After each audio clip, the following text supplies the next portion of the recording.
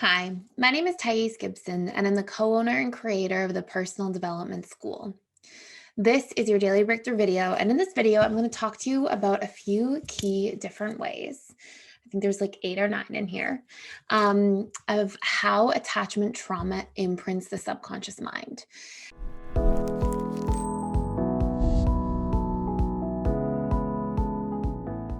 And I want you to really see the relationship between cause and effect here. So, trauma, I don't want you to think of trauma as having to be like the car accident or like this horrible divorce or physical abuse. Trauma is basically anything the mind can't properly emotionally process and make sense of. And so it stores and continuously protects itself from the chance of it recurring instead, because it hasn't properly had the opportunity to make sense of it, to process the emotion out of the situation, and to undo any painful imprints that are created as a byproduct of the situation. So when we have attachment trauma, basically it's the result of unhealthy patterns that we learn and they get programmed into us through repetition plus emotion, which is how the subconscious mind is reprogrammed. So these patterns of trauma get imprinted upon us and then sort of rinse and repeated, and they become our own coping mechanisms. And they sort of become the lens that we see and interact with the world through as well. So the first way that trauma impacts the subconscious mind is through the meaning we give to the situation. So whenever the mind goes through a traumatic event, it desperately seeks to create some kind of certainty out of the event. And even if that certainty is some kind of painful derivative of certainty, the mind will still go there because at the end of the day, we're biologically wired. We want safety and survival more than anything else when it really boils down to it. And so if the mind can get some kind of safety and certainty from making the situation mean, oh, that happened to me because I'm a bad person, or that happened to me because I'm not good enough. If we can give it meaning like that, it's like, oh, we can box it. We have certainty, we know why it happened, and that gives us some kind of false sense of certainty in a way. In terms of knowing how things could impact us in the future. It's like, oh, if I can understand why it is and stamp that meaning on the situation, then I don't have to feel like this thing could happen again. I know the reasons behind it, and that makes me feel a little bit more protected. But obviously, the downside of that is that at an emotional level, a lot of those painful pieces of meaning we give to situations can create a lot of havoc in our lives steps further, right? Because if we then go through life thinking I'm not good enough all the time, or I'm a bad person, or I'm unlovable, or whatever core wounds we bring out because of the way we're trying to process the experience, then those can create the sort of breeding grounds for a lot of emotional suffering to exist. So that's number one. Number two, the coping mechanisms we develop when we're going through the trauma. So what happens is we sort of develop when we're going through really challenging times coping mechanisms. And these coping mechanisms or behavioral patterns bring us some form of relief. Now, when we have these coping mechanisms and behavioral patterns that bring us some form of relief, they may bring us like immediate relief at the time, but there are often strong downsides to these patterns, especially if they're things that we do on autopilot. So, for example, maybe we grew up in a household where we get punished if we try to fight back or speak up for our needs because maybe you have a very authoritarian parent. And if that's the case, then what's likely to happen from that is you're like, okay, well, my boundaries get me punished. So I'm going to forego having boundaries as a subconscious strategy to stay safe. So while that might have been a coping mechanism that you developed then that worked for you then, when you grow up and you go out into the world as an adult, being boundaryless will be a very painful coping mechanism that has now become an outdated strategy for how to deal with your environment. But once things are programmed into us because we've got repetition and emotion, and these become our natural neural circuits that we operate from, then what happens is the byproduct is we go out into the world and we think that this is the way of dealing with things. We think people pleasing and being boundaryless gets our needs met, but we often don't recognize the strong downside, and we don't understand why we feel so defeated by different patterns that are a very normal part of our life because they've been with us for so long. Um, Another example of this is like if you just try to escape your emotions. Maybe as a child, you escaped your emotions through binge watching television or through binge eating food. or through substances or alcohol or whatever it might be. And those things may have brought you relief. But as those things go on, those downsides really build up and become, exponentially larger and more magnified. And because they're patterns, it's like every time we get that trigger, oh, that stress. Oh, I know what to do when I feel stressed. I go to this coping mechanism that I've programmed in here, brings me relief. I feel stressed. I just binge watch TV. I just totally numb out my emotions. But then I'm not working through things. I'm not addressing roots of problems. I'm not giving myself the opportunity to heal.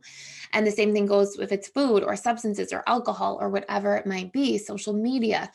If we have this automatic coping mechanism, sometimes that coping mechanism can prevent us from actually working through the root causes of behavior. Another big thing is we will guilt and shame ourselves after trauma. And sometimes this is because it's like, oh, if I can beat myself up for it, then I'm going to punish myself into not repeating the same mistake, or I'm going to punish myself into doing better. And we get this idea because we go through the system of classical conditioning where we get punished for doing things wrong, rewarded for doing things right. But that is like the most unhealthy thing we can do for ourselves. Pain does not solve pain.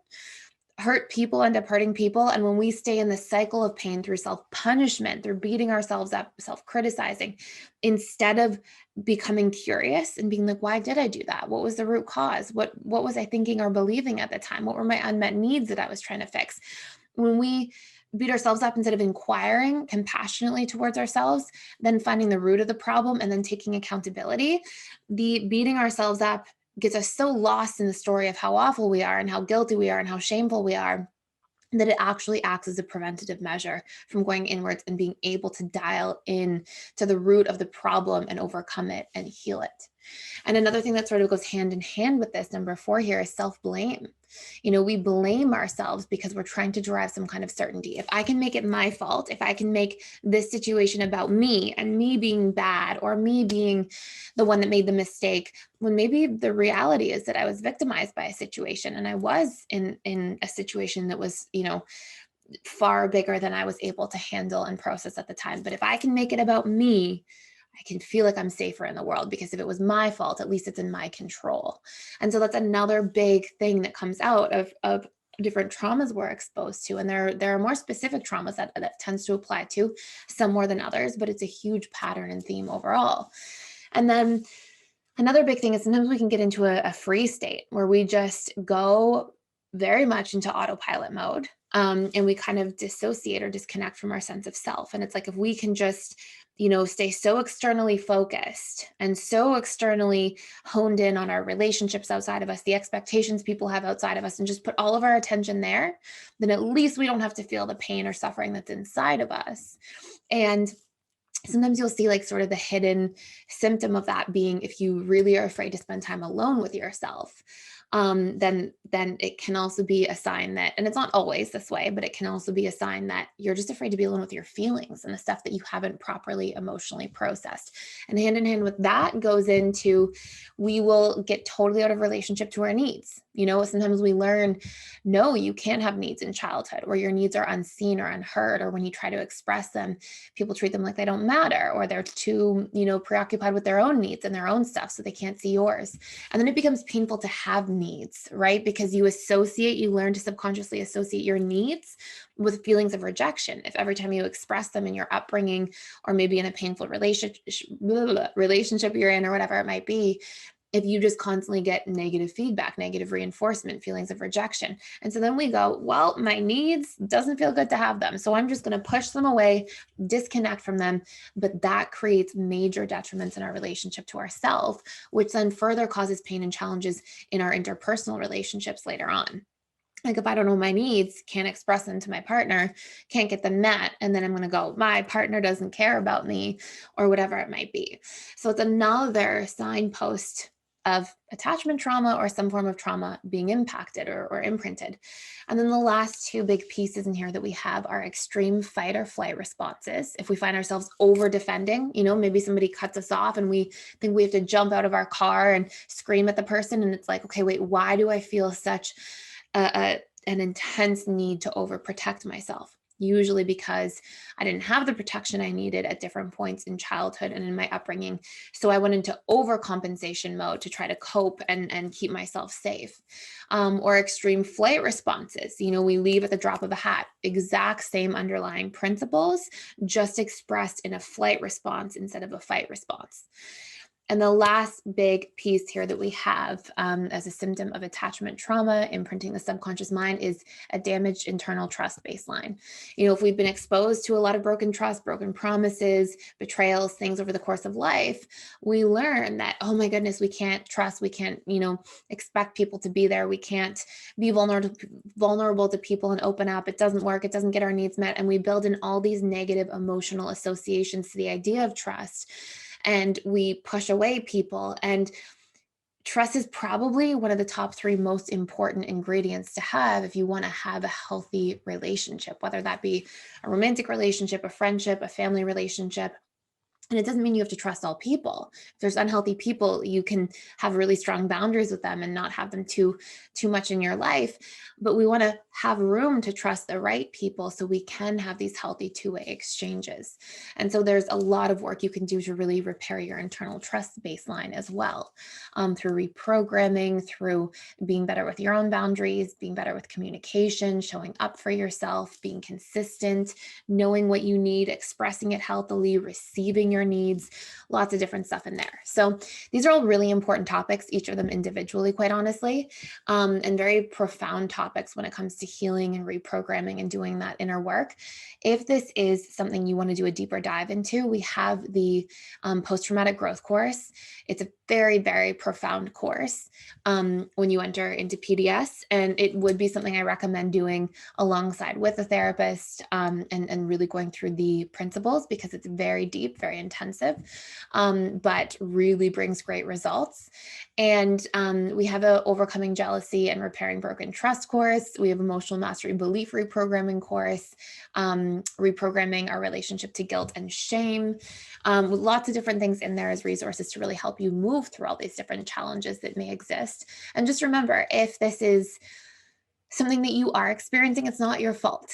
It may be our responsibility later on in life, but it's not your fault if these things happened in some of your patterning. They probably weren't things you raised your hand and asked for or volunteered for, but they are things that when you work through them, on the other side of them, you have a lot more peace and healing and the ability to thrive and have safe and healthy relationships with the people around you, which is a very important part of our lives. So let me know any questions you have in the comments below. I will put a link to some of those things in the description box. Thank you for being here. Thank you for watching. And please like, share, and subscribe if you're getting a lot out of this channel. I will see you in the next video.